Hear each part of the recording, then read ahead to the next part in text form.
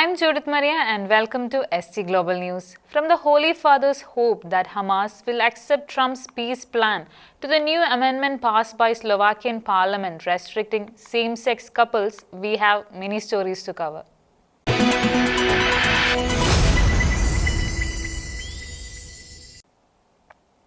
Pope Leo XIV spoke to reporters addressing the 20-point peace plan for Gaza presented to the White House by US President Trump and endorsed by Israeli Prime Minister Netanyahu.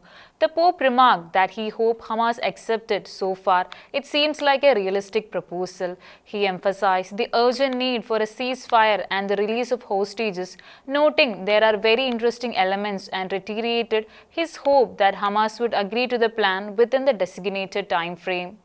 The 20-point proposal, agreed by US President Donald Trump and Israeli Prime Minister Benjamin Netanyahu, proposes an immediate end to fighting. Pope Leo XIV answered the reporters waiting outside Villa Barbani. The Holy Father said, quote, "We hope they accept it. So far, it seems a realistic proposal," end quote. The Pope said that regarding the 20-point peace plan presented by the US President Donald Trump, there are very interesting elements, and reiterating and he hoped that Hamas accepts it within the established time frame. The Pope was also welcomed questions regarding the flotilla approaching the coast to deliver humanitarian aid and concerns over US nuclear rhetoric. As the flotilla approached Gaza to deliver humanitarian aid amid rising tensions, the Pope acknowledged the complexity of the situation, emphasizing that there is a desire to respond to real humanitarian emergency. He also expressed hope that the effort would remain peaceful and there is no violence and that people are respected. Commenting on the meeting convened by US Secretary of War Pete Hegseth, formerly Secretary of Defense, with military leaders preparing for potential conflict, including the possible use of nuclear weapons, the Pope remarked that this way of speaking is worrying, noting that it reflects growing global tensions regarding President Trump's decision to rename the Department of Defense to the Department of War. The Holy Father stated that it is just rhetoric. He observed that the move signals a governing style that uses force to exert pressure, and added that he hopes it proves effective, but that there is no war and that they must work for peace. According to Qatar's Ministry of Foreign Affairs, Hamas's negotiating team has been studying Trump's plan. US President Donald Trump has given Hamas a 3 to 4 day ultimatum to accept his proposed peace plan for Gaza, warning of a very sad end for the group if it refuses. The plan requires Hamas to disarm, release all Israeli hostages and hand over governance to a transitional Arab-led administration in exchange for billions in reconstruction aid and a path to regional stability. The proposal has garnered support from Israeli Prime Minister Benjamin Netanyahu and major Arab states including Saudi Arabia, Egypt, Jordan, the UAE and Qatar. Former US President Donald Trump has issued a stark ultimatum to Hamas, giving the group 3 to 4 days to accept his proposed Gaza peace plan. Speaking to reporters, Trump said that Israel and major Arab states have already agreed to the framework, stressing that nowadays Hamas' turn to respond. He warned that a rejection could lead to a very sad end for the militant group. The peace deal reportedly requires Hamas to disarm, release all Israeli hostages and cede governing authority in Gaza to a transitional Arab-led administration. In return, the proposal promises billions of dollars in reconstruction aid and path toward long-term regional stability. While Trump called the plan a historic opportunity, Hamas has criticized the conditions as unrealistic and biased toward Israel. Israeli Prime Minister Benjamin Netanyahu has backed Trump's approach, reiterating that if Hamas refuses, Israel will finish the job. Arab powers, including Saudi Arabia, Egypt, Jordan, the UAE, and the Qatar, have expressed their support, signaling rare regional alignment behind the US broker initiative. Hamas is yet to give its final response, saying it is still conducting internal consultations. Analysts suggest that if the group rejects the plan, Israel could escalate its military campaign in Gaza. With Trump pressing for a quick resolution, the coming days are likely to prove decisive for the future of Gaza and broader Middle East stability. International Desk, Shekinah News. The Christ on the Water painting has been returned to its former location at the U.S. Merchant Marine Academy in Kings Point, New York.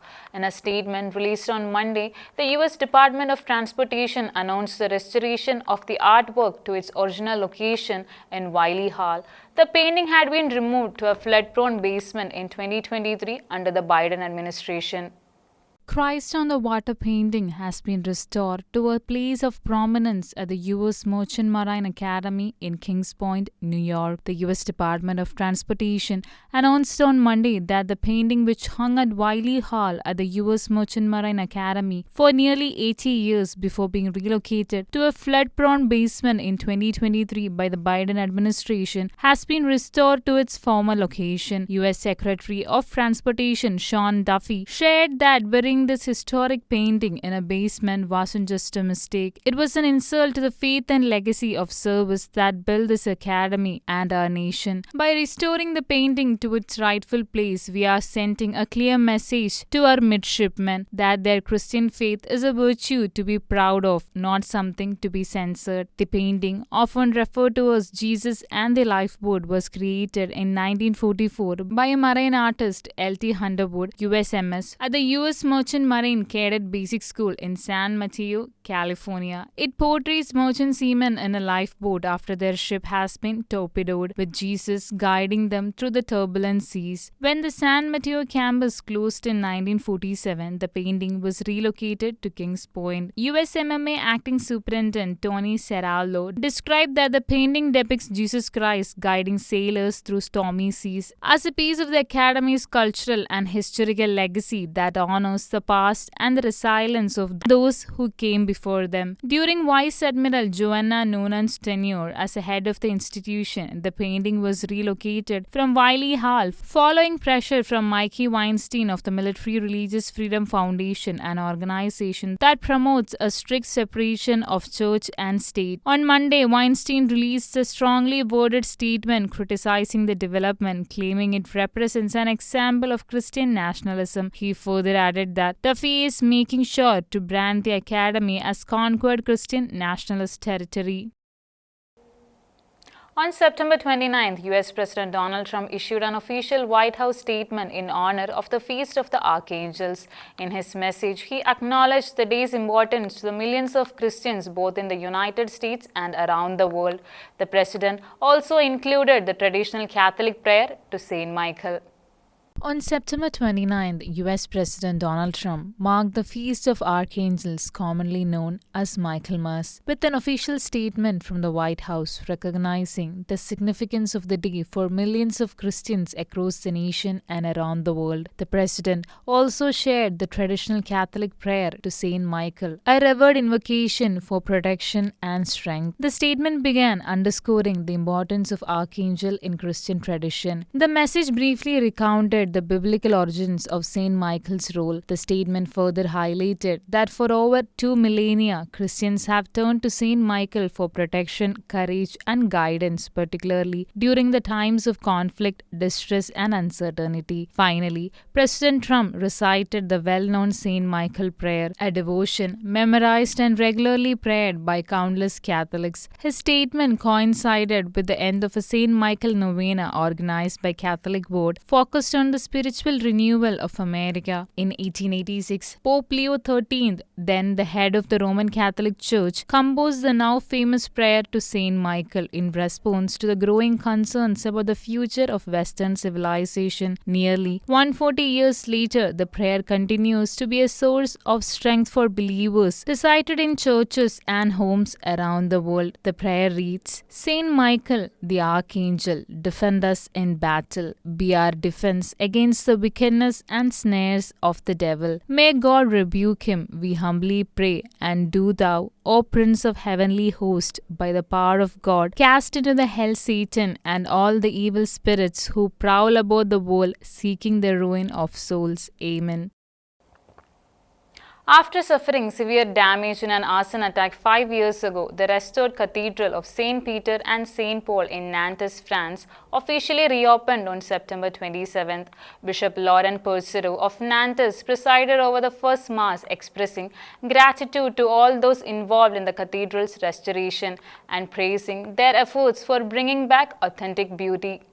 The restored Cathedral of St. Peter and St. Paul in Nantes, France, was reopened on September 27th after an arson attack that severely damaged it 5 years ago. Bishop Laurent Percereau of Nantes, who presided over the first Mass, thanked all those who rebuilt the cathedral, saying their work contributed to authentic beauty. Many bishops and apostolic nuncio to France, Archbishop Celestino Migliore, concelebrated the Mass. Local and state officials were also present during the occasion. The French government spent nearly 21 million euros to rebuild the Gothic cathedral. During the restoration process, archaeological excavations were also conducted inside the church building, uncovering the foundations of the ancient nave and several tombs. Although reopened, the construction work is not yet fully completed and will continue until 2028. On July 18, 2020, a Rwandan asylum seeker who volunteered as a church assistant set fire to the church after he was refused further asylum in the country and faced deportation. Firefighters took more than 2 hours to put out the fire, saving the main structure of the church. However, the Gothic cathedral's 17th century organ, which had survived the French Revolution and Second World War bombing, was destroyed. Several priceless artifacts, paintings, and stained glass windows were also destroyed in the fire. In March 2023, a French court handed a 4-year jail term to the arsonist.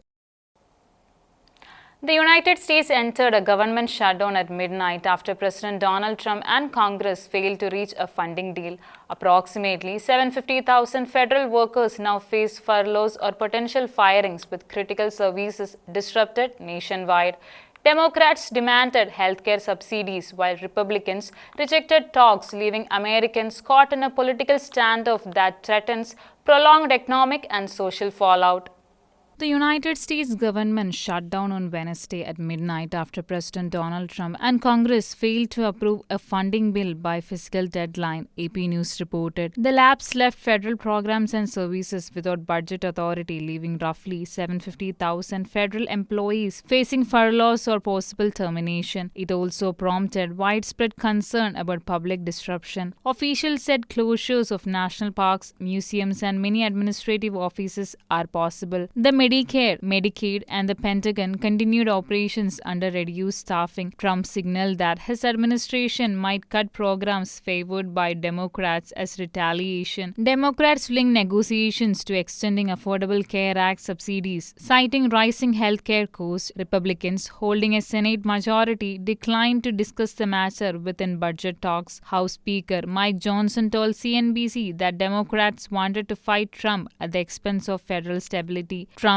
who met congressional leaders earlier this week, was quoted as saying he did not want a shutdown but failed to secure a compromise. Analysts at the Bipartisan Policy Center noted that shutdowns generate economic cost, fear, and confusion across the country, potentially affecting millions of Americans. This shutdown marks the third of President Trump's tenure, 2 of which occurred during his first term, underscoring a persistent political divide. Pope Leo XIV has dedicated his October prayer intention to promoting collaboration among different religious traditions. Through the Pope video, he invited Catholics worldwide to pray for unity, peace, and justice, emphasizing that religions should act as bridges rather than sources of division. The initiative aims to inspire interfaith cooperation and foster human fraternity globally.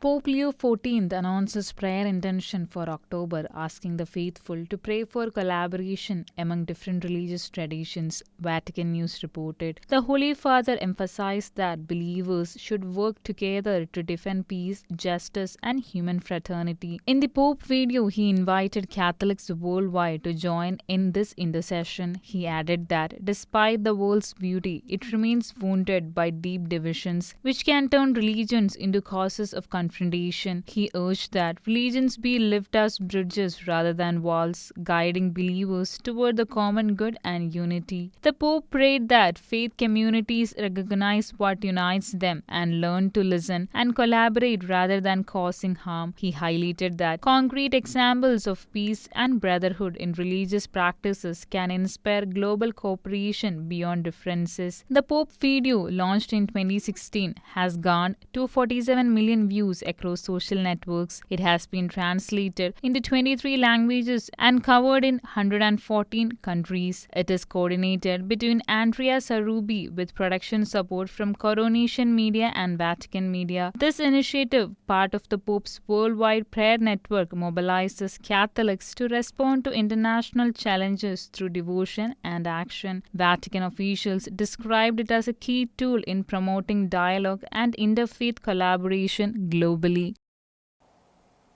Bishop Giovanni Pacozzi of San Miniato announced on September 27 that Pope Leo XIV has appointed Father Marco Belleri, a priest from Italian diocese, as his second personal secretary. In his statement, Bishop Pacozzi described the appointment as a great gift for the diocese.